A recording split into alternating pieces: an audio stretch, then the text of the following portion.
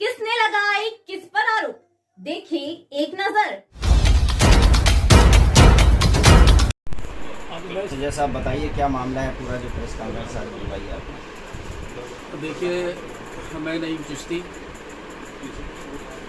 मैंने परसों शाम मुंसिफ टीवी पर एक न्यूज़ देखी, खाली 50 सेकंड की, जिसमें जिक्र चल रहा था कि मैं ओबराय के सामने प्रॉपर्टी है, किसी को 100 करोड़ में उसको बेच रहा हूँ। कहाँ पर? दिल्ली में हज़रत निज़ामुद्दीन साहब ने ओबराय होटल के सामने। पहली बात ये कि मैं एक बहुत बड़े दरबार का खातिम हूँ, मुसलमान हूँ, वक्फ प्रॉपर्टी है, ये मैं क़यामत तक सोच भी नहीं सकता।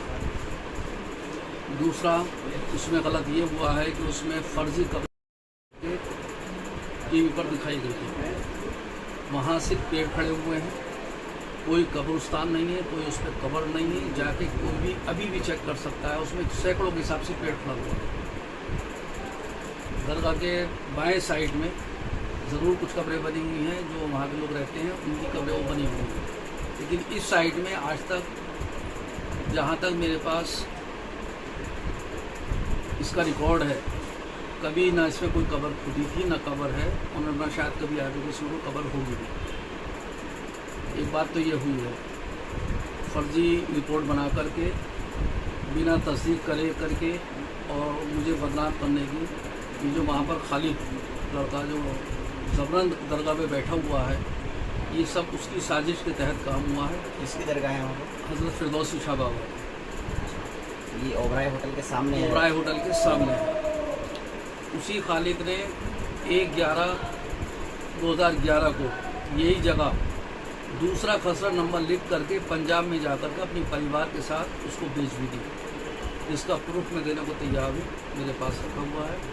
फिर मैं इसको लेकर के दिल्ली पुलिस कमिश्नर साहब से, सब अधिकारियों से मिला था। उस पर वहाँ की पुलिस ने मेरी बहुत सहायता की और इन सब पे एक्शन भी कराया।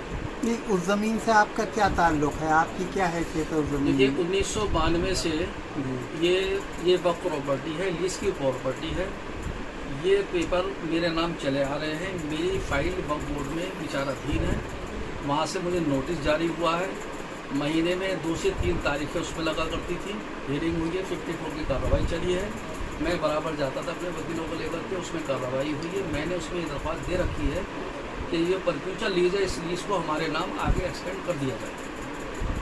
बहुत सारे भूमाफिया वहाँ पर आए, लेकिन मैंने उस पर किसी को ना कभी कब्जा होने दिया, ना कब्जा कभी होने दूंगा। तो ये ज़मीन किसकी थी? मतलब ये वक्फ लैंड है। वक्फ किसने किया था? ये वक्फ बोर्ड ने, एक लेडी थी शकुंतला जी, उनको किया था, उन्होंने मुझे किया था 1992 में। सब प्रॉपर्टी शकुंतला को कैसे मिली? लीज पर दी थी। लीज पर दी। लीज पर दी थी। लीज पर किसी को भी, जैसे अभी ये प्लॉट है सामने ओबराय होटल, वो भी वक्फ की प्रॉपर्टी है। तो नहीं, वाक़ई इसका इस पर है, असली- इस असली प्रॉपर्टी का वाक़िफ़ कौन था असली जिसने वक्फ किया था? नहीं, हम तो इतना जानते हैं कि उसमें वक्फ लिखा हुआ है, ये प्रॉपर्टी वक्फ है, और उन्होंने शकुंतला जी को दी, शकुंतला जी ने उसको हमें किया। शकुंतला क्या किराएदार? किराएदार थी, किराएदार। फिर वक्फ बोर्ड ने हमें नोटिस जारी किया 2011 में कि आप हमारे इंक्रोचर हैं, आप हमारे इंक्रोचर हैं, आप किसी टाइम फाइल लेकर के बोर्ड में आइए। मतलब आप मतलब अवैध कब्जा है? हाँ, हमारा कब्जा है, उन्होंने माना उसको। फिर हम गए, उस पर हमारी फाइल चली, सब कुछ हुआ, उसके अंदर अभी भी पेंडिंग है। और दूसरा नाम मेरे साथ ये जोड़ा कि मैंने कोई एलजी साहब से कोई बात, मैं एलजी साहब को जानता भी नहीं हूँ, ना मेरी उनसे बेचारों से कोई मुलाकात है, ना मैंने किसी से आज तक कोई बात करी है। इसलिए उनका नाम लिया है कि मेरे ऊपर कोई एक्शन हो, मेरे खिलाफ कोई कार्रवाई हो। एक टीवी चैनल देवी से आपने ये ज़मीन, कितनी ज़मीन ली थी?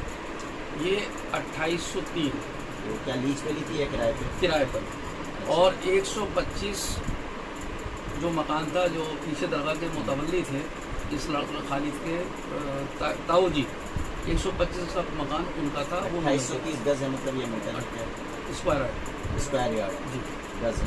अच्छा, आपका कहना है कि चैनल पे खबर चली है, अखबारात में जो खबर चली है गलत है, तो आप इसके खिलाफ क्या एक्शन लेंगे? देखिए, ये एक तरह से मेरे साथ साजिश हुई है।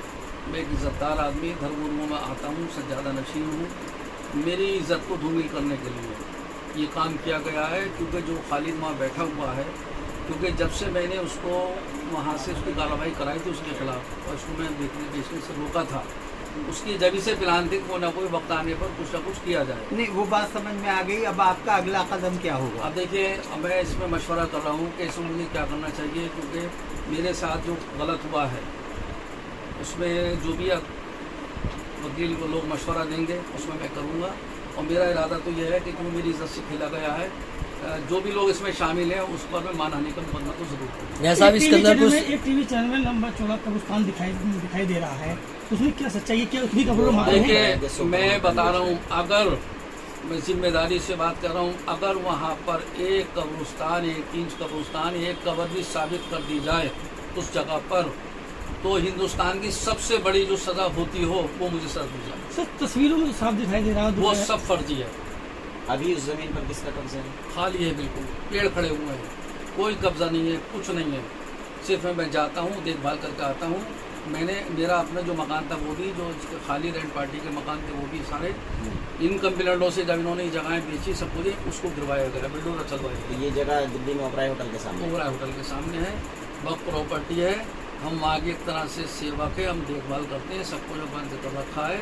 कभी जिंदगी में इसको बेचना तो छोड़िए, ट्रांसफर भी नहीं करी जाएगी। जैसा अब इसके अंदर कुछ आपने कितने रुपए महीना किराए पे ली थी? ऐसा है सिर्फ 500 रुपये साल का किराया, जिसको हमने जमा किया किराया।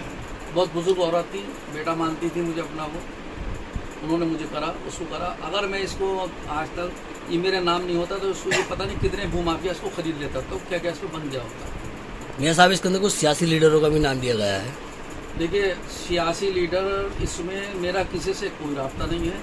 हाँ, इतना ज़रूर है, जो मेरे बुजुर्ग थे, बख्श साहब मेरे वालिद की तरह थे, वो मेरी फाइल को लेकर के ज़रूर मंत्रालयों में गए, मुलाकातें हुई।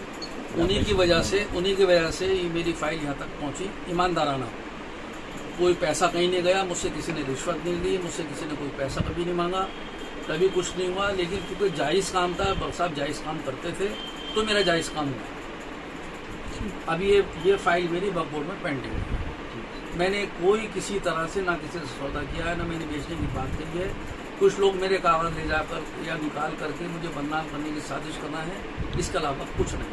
मैं जिम्मेदारी से बात करूँ।